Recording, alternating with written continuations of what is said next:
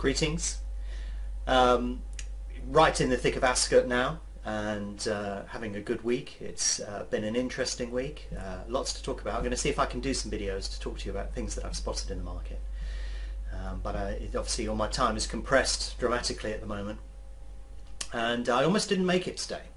And that brought on some thoughts in my head about risk, which I thought I'd share with you. And the reason I almost didn't make it today is at the moment I'm working generally, or I'm trading solidly from 2 until perhaps 1 o'clock in the morning. And obviously, you know, that takes its toll on you. So I'm generally getting up a bit later, and I'm also going out and doing some exercise. Exercise frees my mind. I enjoy exercising, and it gives you an hour or two where you can just, you know, get all of the frustrations out of your body, and it frees your mind to think about, you know, the challenges that you've got going ahead. But what happened today was I crashed my bike, basically, and you may have noticed that on the video that I did about Cheltenham, I had a problem with my bike, and I learned from that. I have a little backpack, and I've got loads of things in my backpack that I can take in case there's a problem.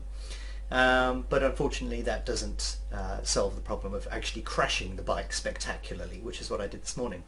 So the remarkable thing is I injured just about every part of my body apart from my face. So my face looks fine. Well, that's debatable. But there are no injuries on that, but you can see on my arm maybe. I don't know, can you see that? That's one part of the injury. And I've injured my shoulder, my elbow, my stomach. I got impaled on the bike.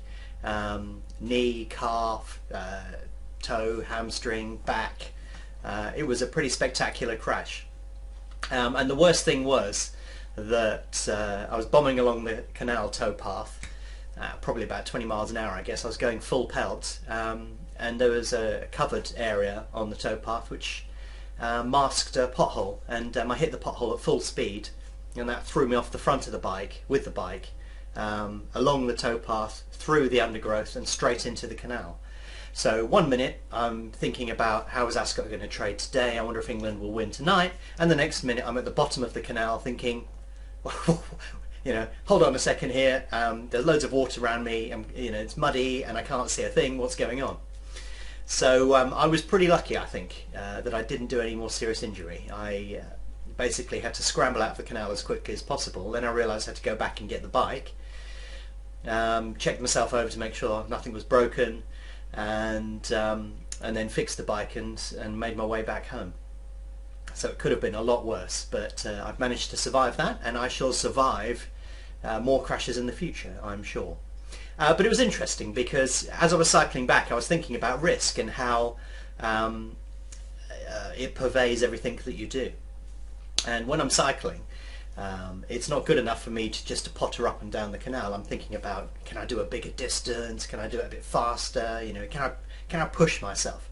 And in fact, that's very similar to trading in a way, because when you're trading, you know, everything in life involves risk, and when you're trading, you have to take risk as well. And one of the things that I've noticed is I can give somebody a trading strategy that I know absolutely, definitely works as long as you follow it to the word. But people still can't do it, and that is because they can't press the button. They become overwhelmed by risk, and they just cannot press the button. And I can empathise with that, because before I traded on Betfair, I tried trading short term on the financial markets, and it was a disaster. I was absolutely rubbish, and I lost money repeatedly, and I couldn't trade, and it seemed that every time I went into the market would move against me mysteriously. It's like somebody was watching over my shoulder and waiting until I clicked that button to see the market head off in the other direction. So short-term trading for me on financials was a disaster, but my journey through Betfair has actually taught me a lot about the trading process.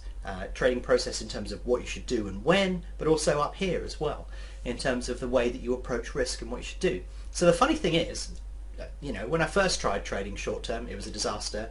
Traded on Betfair, suddenly it all became clear, and I learned everything about the way that risk works and how trading works, and I could frame it all, and that's allowed me to trade short term on pretty much anything. I understand the metrics perfectly now, but also I understand about risk. So when I'm belting along the canal towpath, I am taking risks because I know if I'm really pushing it, I could crash at any point. And today I obviously pushed it too far and had a spectacular crash. And the same can happen in the market. Sometimes you're doing what you think is a reasonable position, you overdo it and you crash. But much like in the market, once it had happened, I just dusted myself down and got on with it, basically. And if I was riding a motorbike down the canal at 50 miles an hour, then that may have been fatal, but I wasn't. So I knew sort of where my limits were, and I just pushed them a little bit too hard today, and did myself quite a few nasty injuries. But I'll recover within a week or so.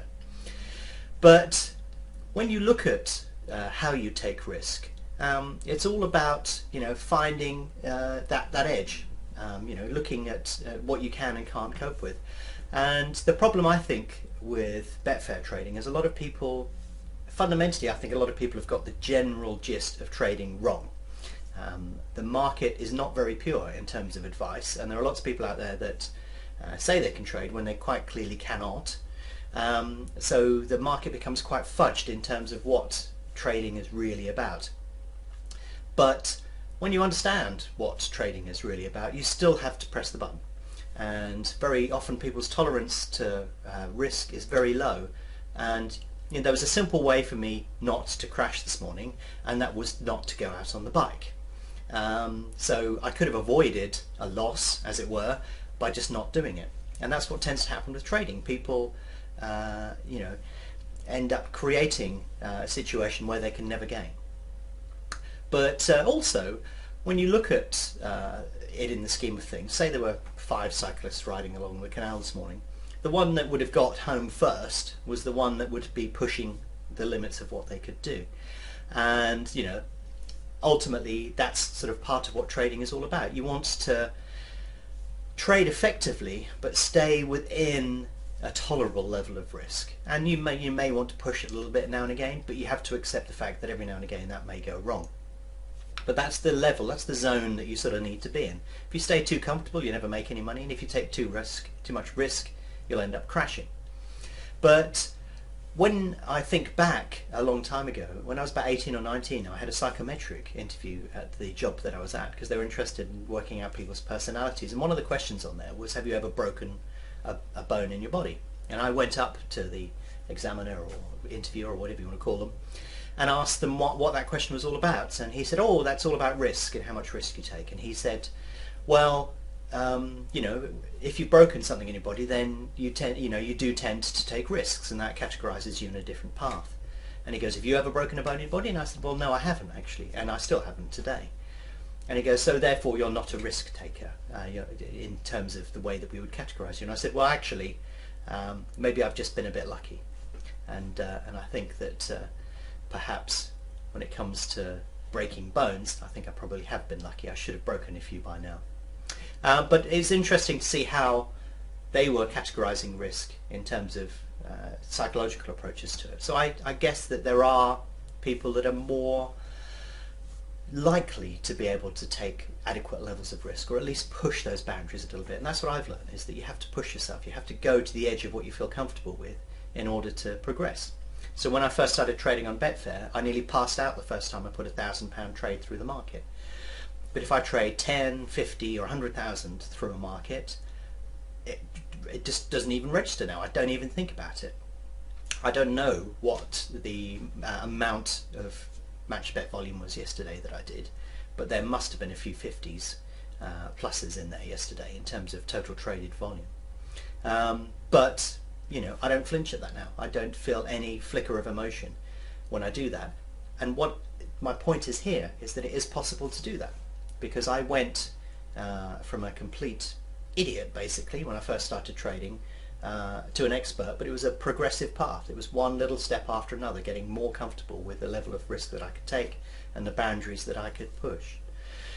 So I think that whatever you do in life, there is going to be risk, and I think from trading there is risk as well. But the funny thing is, when it involves money, it warps people's behaviour in terms of the way that they do things.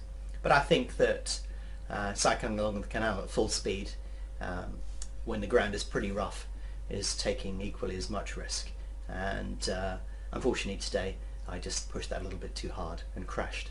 So when you're in the markets today, don't push too hard, otherwise you may crash as well. But It's a skill, and the more you do it, the better you'll get at making that judgment.